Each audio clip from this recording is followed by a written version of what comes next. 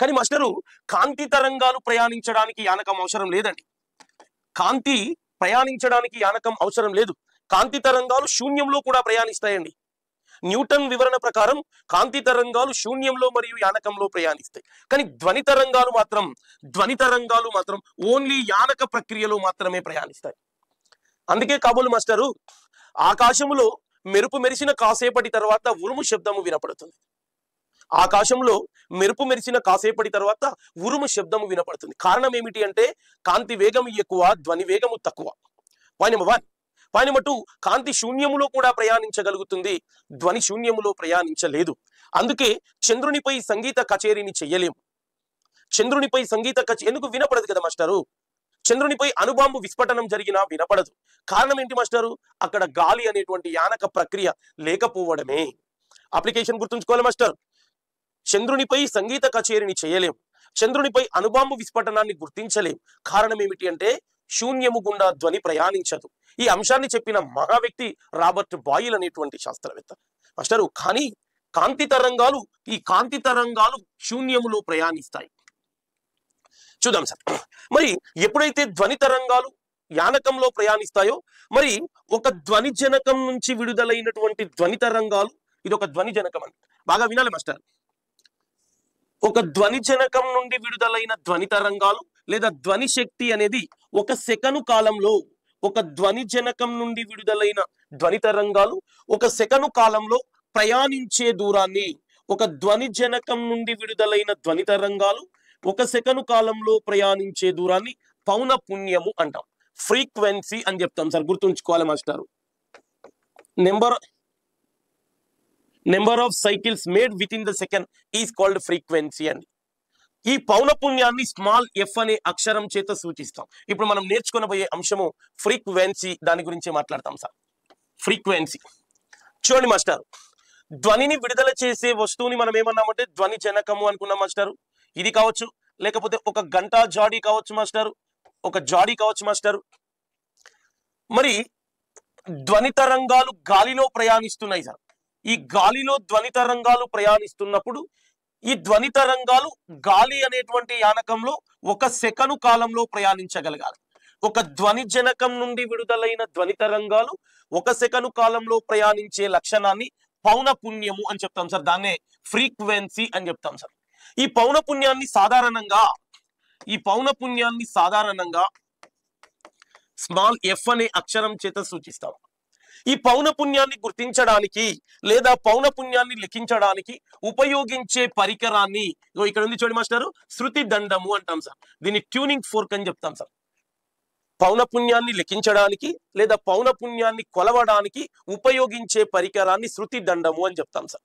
ఈ శృతి దండాన్ని బాగా గుర్తుంచుకోండి మాస్టారు. ఈ శృతి దండాన్ని ఇన్వార్ స్టీల్ అనే లోహం చేత తయారు చేస్తారు. శృతి దండాన్ని ఇన్వార్ స్టీల్ అనేటువంటి లోహం చేత తయారు చేస్తారు. 2 భుజాలు కలిగి పట్టుకోవడానికి వీలున్న అమరికను శృతి దండము అంటాం. ఈ శృతి దండాన్ని పౌనఃపున్యాన్ని లెక్కించడానికి ఉపయోగిస్తాం. దీనిని ఇంపార్టెంట్ బిట్ మాస్టర్, దీనిని ఇన్వార్ స్టీల్ అనే లోహం చేత తయారు చేస్తారు. ఎందుకు మాస్టారు శృతి దండాలను, ఇగో మాస్టారు దీన్ని శృతి దండము అంటాం మాస్టారు.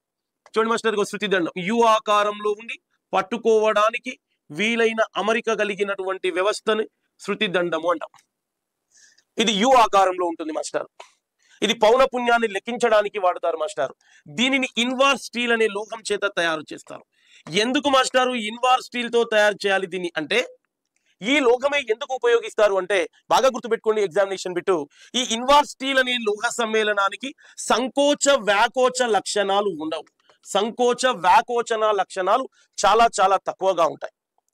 ఇన్వార్ స్టీల్ అనే సమ్మేళనానికి సంకోచించే లక్షణం కావచ్చు లేదా వ్యాకోచించే లక్షణం కావచ్చు చాలా తక్కువగా ఉంటుంది. కాబట్టి చేతు గడియారంలోని ముళ్ళులను కావచ్చు, లోలకపు బంతులను కావచ్చు లేదా శృతి దండాలను కావచ్చు ఇన్వార్ స్టీల్ అనే లోహం చేత తయారు చేస్తారు.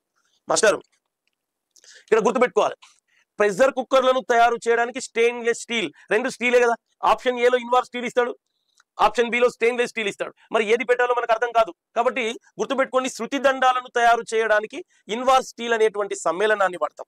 ఇన్వార్ స్టీల్ యొక్క లక్షణం ఏంటి మాస్టర్ అంటే వేడి చేస్తే వ్యాకోచించదు, చల్లారిస్తే సంకోచించని లక్షణం ఉంటుంది. అంటే సంకోచిస్తుంది, కానీ పరిగణలోకి తీసుకోలేనంత తక్కువగా సంకోచ వ్యాకోచ లక్షణాలు కలిగిన సమ్మేళనం. అందుకే శృతి దండాలను ఇన్వార్ స్టీల్ అనే లోహం చేత తయారు చేస్తాం. దీనికి సంకోచ వ్యాకోచ గుణకాలు ఉండవు. అదే ప్రెషర్ కుక్కర్లు అనుకోండి మాస్టారు, ప్రెషర్ కుక్కర్లను స్టెయిన్లెస్ స్టీల్, అక్కడ స్టీల్ ఇక్కడ స్టీల్, నువ్వు కన్ఫ్యూజ్ కాకు.